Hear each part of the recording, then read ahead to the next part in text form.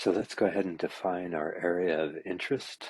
I'm going to grab that snippet from the primer and go over here and paste it in.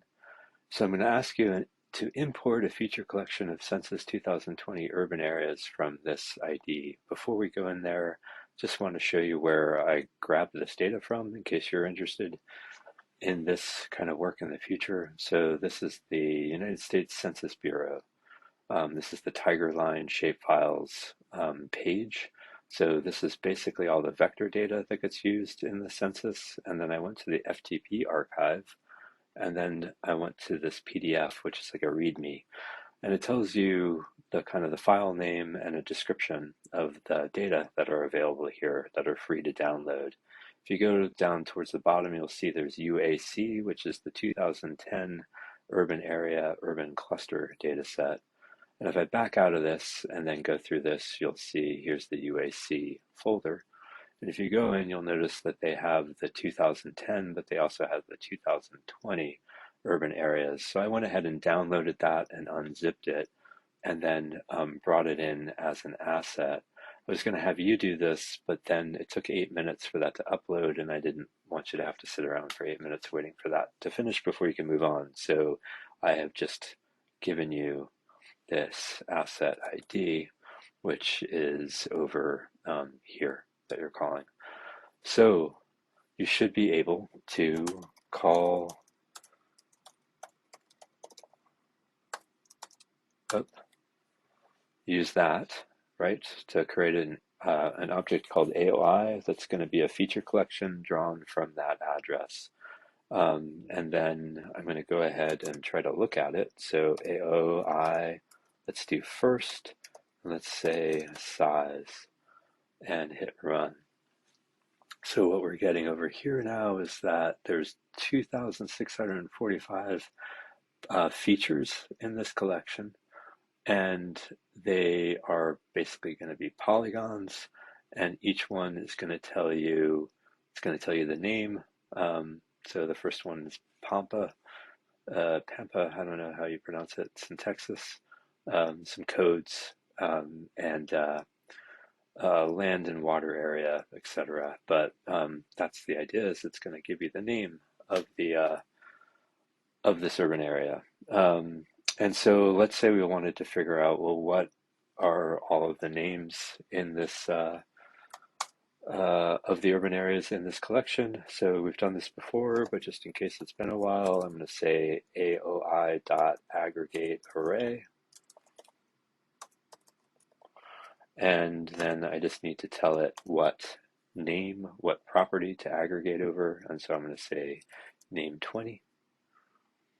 And then I'm going to say, please just give me the distinct names and sort them alphabetically so that it's easier for me to see. And it'll work on that. And here are all of the names of the urban areas that are in this feature collection. And so if you want to quickly look at it, let's go ahead and say map add layer AOI, and I'm going to make the color yellow, and I'm going to call this my area of interest, and go ahead and display it and click run. And it's mad about something. I wonder what it's mad about. And I'm going to hit save, refresh.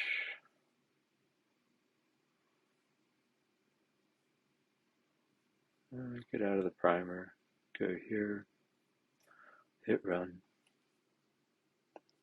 It's no longer mad at me.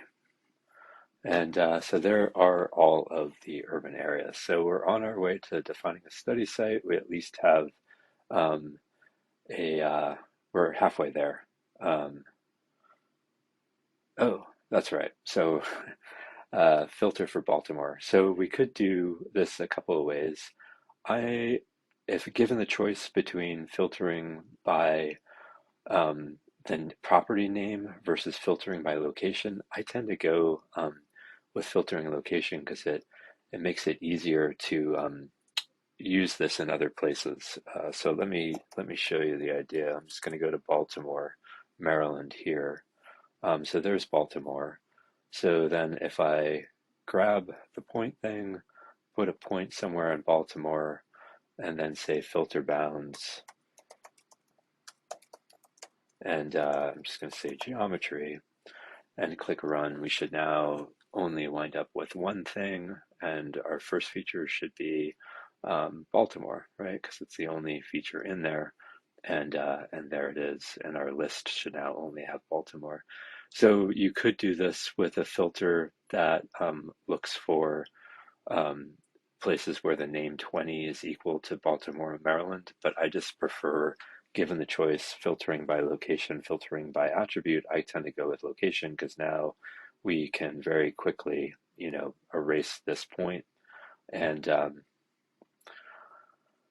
put a point on Philly and run it again. And we've now going to switch our study site to the Philadelphia region. And that seems to be less typing to transport than writing out something like that.